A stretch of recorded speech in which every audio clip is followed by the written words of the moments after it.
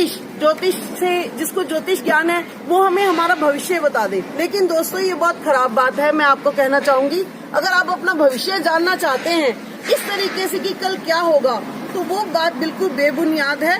ये भगवान के ऊपर है कि वो कल कैसा होगा, ये उन्हीं को ही मालूम है। हाँ, लेकिन एक चीज मैं आपसे शेयर करना चाहूंगी।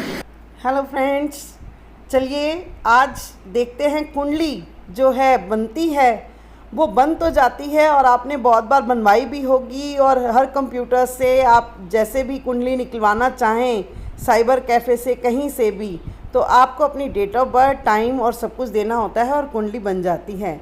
मान लीजिए हमने अपनी कुंडली बनानी है, अभी का ही हम टाइम ले लेते हैं और नाम, डेट ऑफ बर्थ और टाइम हम यही रहने देते हैं। जगह जैसे आपने घर, ये देखिए दिल्ली, कोई भी जगह हम वो कर सकते हैं।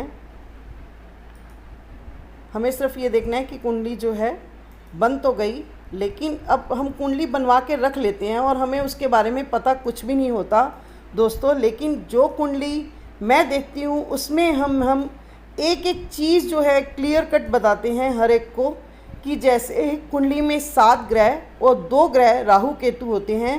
राहु केतु मान लीजिए 2 पोल हैं, एक जैसे भौतिक है तो दूसरा जो है बिल्कुल वो है मोक्ष का द्वार, वो है केतु। तो जब भी वो किसी ग्रह के साथ बैठते हैं हमें उसी तरह का असर देते हैं। और चंद्रमा, अब ये देख लीजिए, जहाँ आप देख रहे हैं ये केतु है और ये यहाँ राहु और ये है बीच में चंद्रमा। और इस तरह से हम देखते हैं ग्रहों की स्थिति। ग्रहों की स्थिति को देखने का मतलब ये है कि जब आप पैदा हुए तब आपके जो ग्रह थे वो कितना आपका सहयोग कर रहे थे।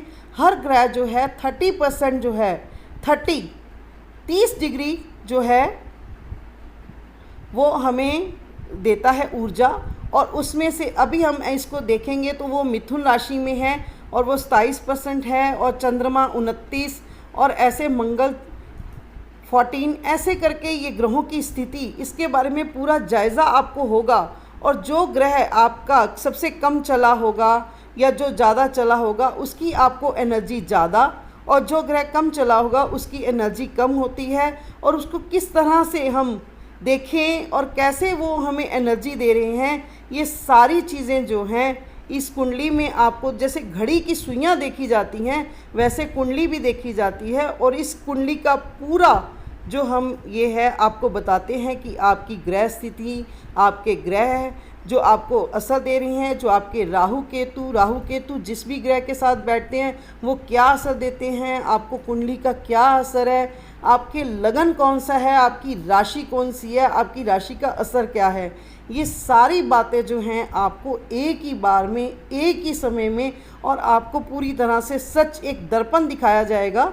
क्योंकि कुंडली जो है हमारे पिछले जन्म की है, उसका इस जन्म से कोई वास्ता नहीं होता। और जो ग्रह भी हमें असर देते हैं वो कुंडली के इसी जन्म के ग्रह असर देते हैं। और चंद्रमा जहाँ बैठता है वो हमारी मानसिक स्थिति का होता है, और जिसका जैसा चंद्रमा होता है वैसा मन होता है। अगर चंद्रमा पूर्णमासी के पास है तो वो आपकी मनोस्थिति को बहुत ज़्यादा बढ़ा के रखता है, और अगर चंद्रमा जो कम है, वो अगर वो अमावस्या का चंद्रमा भी है लेकिन अगर उसको ग्रह देख रहे हैं, उसके आसपास ग्रह हैं, तो वो उसका सहयोग करेंगे। तो आपकी कुंडली आपकी साथी है। आप अपनी कुंडली को अपने साथ बनाकर चलें। जैसे आप अपने शरीर का ध्यान रखते हैं, शरीर को क्या कैल्शियम की ज़रूरत है, विटामिन्स की ज़रूरत है, किसकी ज़रूरत है, उसी हिसाब से। अब हम ये नहीं कह सकते कि ग्रहों का असर नहीं होता। आप किसी किसान से भी पूछ लीजिए, खेती करने का भी एक टाइम होता है, एक असर होता है कि गेहूं कब बोई जाती है, चावल कब बोए जाते हैं, सब्जियां कब बोई जाती हैं, यहाँ तक कि आम भी आपको गर्मियों में ही सिर्फ खाने को मिलते हैं। तो इस तरह से मौसम का जो है दोस्तों बहुत असर है, और ये मौसम से ही हमारी जो है चीज़ें बदलती और चलती रहती हैं। इवन हमारा कपड़े पहनना, रहना सहना सब मौसम पर है।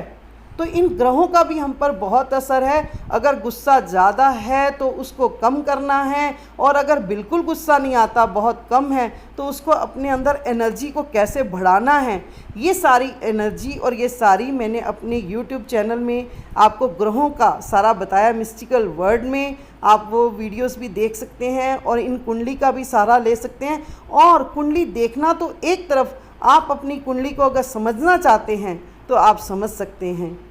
धन्यवाद।